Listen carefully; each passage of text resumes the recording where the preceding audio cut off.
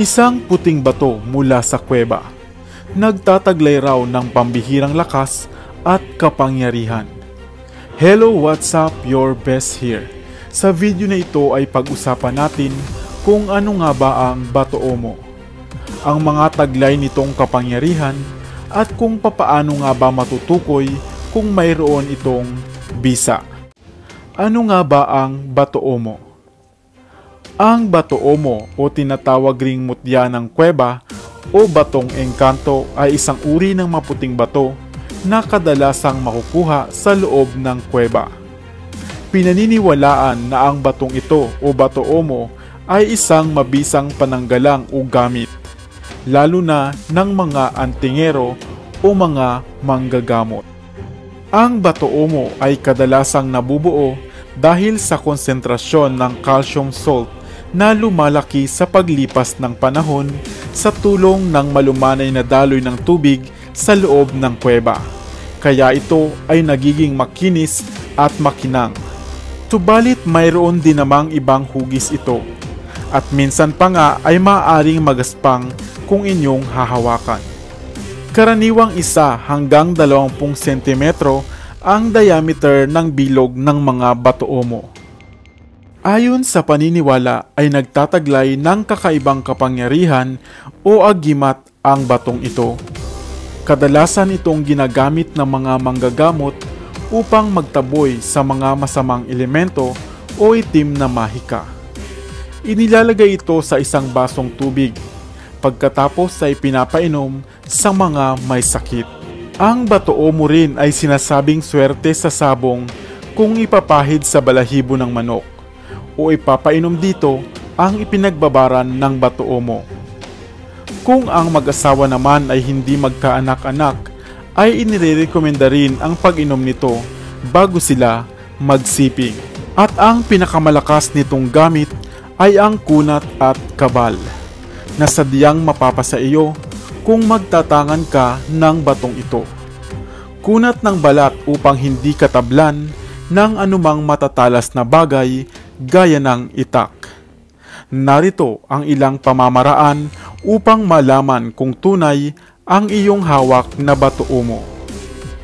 Una, ibalot ito sa isang plastik at subukang sunugin. Pangalawa, itali o ibalot sa hibla ng buhok at pagkatapos ay subukang sunugin o itapat sa apoy ng kandila o lighter. Pangatlo ay ilagay o ibalot sa isang tela at pagkatapos ay martilyuhin. Kung hindi ito masunog o hindi masunog ang plastik o buhok at hindi rin ito mabasag, ay tunay ang inyong hawak na mutya.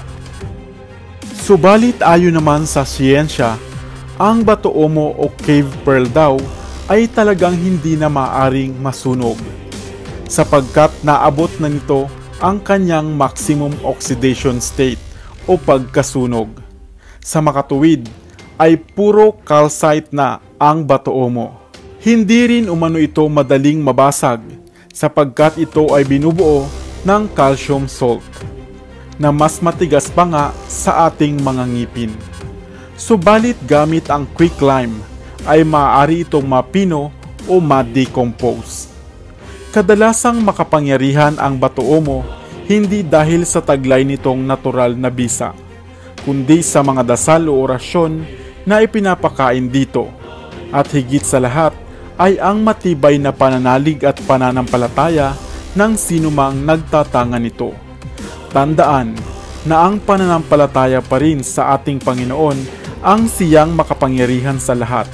Pagka minsan nga lamang ay mas pinalalakas pa natin ito gamit ang mga agimat at anting-anting. Sana ay nabigyan ko kayo ng kalinawan at dagdag na kaalaman sa Bato Omo. At sana ay may bago kayong natutunan sa video na ito.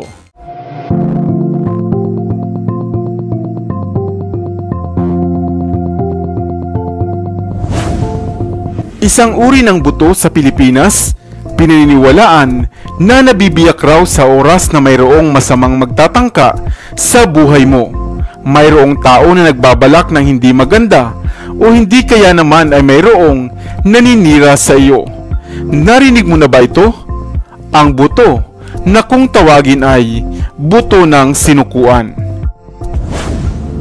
Isang sagradong gamit na mula pa nga sa ating mga ninuno. Halika at ating alamin ang mga tinataglay nitong gamit, bisa at mga kapangyarihan. Hello, what's up? Your best here. Kaya naman kung mahilig kayo sa mga videong kagaya nito, mga videong pampaswerte, mga mutya buhat sa kalikasan, o mga agimat at anting-anting dito sa Pilipinas, ang videong ito ay para sa inyo. Papaano nga ba naging kakaiba at natatangi ang buto ng kahoy na ito? At saan nga ba nagmula ang paniniwalang ito na may bisa raw at taglay na kakayahan ang butong ito? Ang Bodhi tree o ang Bo tree o di kaya naman ay kilala bilang Ficus religiosa ang siyang pinag-ugatan ng paniniwalang ito, lalo na nga sa relihiyong Budismo. Ayon nga sa paniniwala, sa mga punong ito daw nagpahinga at nahimlay ang kanilang Diyos na kung tawagin ay si Buddha. Kung kaya naman banal at sacred raw ang mga punong kagaya nito. At maging nga sa mga kilala nating plantito at plantita ay naniniwalang maswerte nga ang mga punong kapamilya at kagaya ng Ficus religiosa. Dahil dito ay maging ang mga buto o ang bunga nito ay kanilang kinokolekta at ginagamit bilang bahagi ng mga rosaryo o mga kwintas sa pananampalataya. Subalit ang buto ng sinukuan ay hindi nagmula sa bunga ng Bodhi tree, bagkus ay sa mga malalaking puno na kagaya lamang nito sa mga liblib na kagubatan dito sa atin sa Pilipinas. Kanila nga itong pinatutuyo at nililinis upang i-bless at lagyan ng bisa, at tinatawag na nga na buto ng sinukuan. Ang butong ito ay karaniwang ginagamit sa paggawa ng bracelet, tulad rin ng gumamelas celis na ginagawang kwintas o kaya naman ay beads sa mga rosaryo. Maraming gamit at mga kakayahan ang bagay na ito o ang mga bracelet o kwintas na yari sa buto ng sinukuan. Isa nga itong mainam na pampaswerte, panggayuma at panghatak ng customer sa alinmang negosyo. Maaari mo rin itong magamit na pamproteksyon sa sarili at sa pamilya, laban naman sa mga masamang elemento o mga lalang ng tao. Mapapaamo rin ito ang loob ng inyong kaharap, katrabaho man o boss, kaaway o kasamaan ng loob. Gamit rin ito at ang orasyong naibasag dito ay magaang papasok sa iyo ang pera o ang blessings.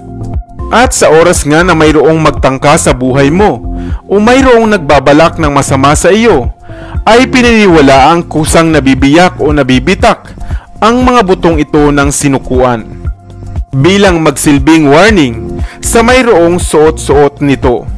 Kung kaya naman mainam nga na magsuot o magtangan ka nito.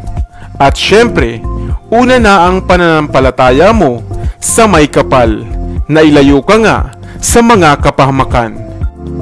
Ikaw, nakakita ka na rin ba ng katulad ng butong ito, ng buto ng sinukuan? At gaya nga ng lagi nating paalala, ang mga bagay o mga pampaswerteng ito ay gawin lamang nating gabay. Magtrabaho tayo upang umasenso, magsikap at manalig sa may kapal. Sana ay may bago kang natutunan sa videong ito. Iwan ka naman ng comment sa comment section sa ibaba. I-like at i-share mo na rin para naman sa kaalaman ng iba.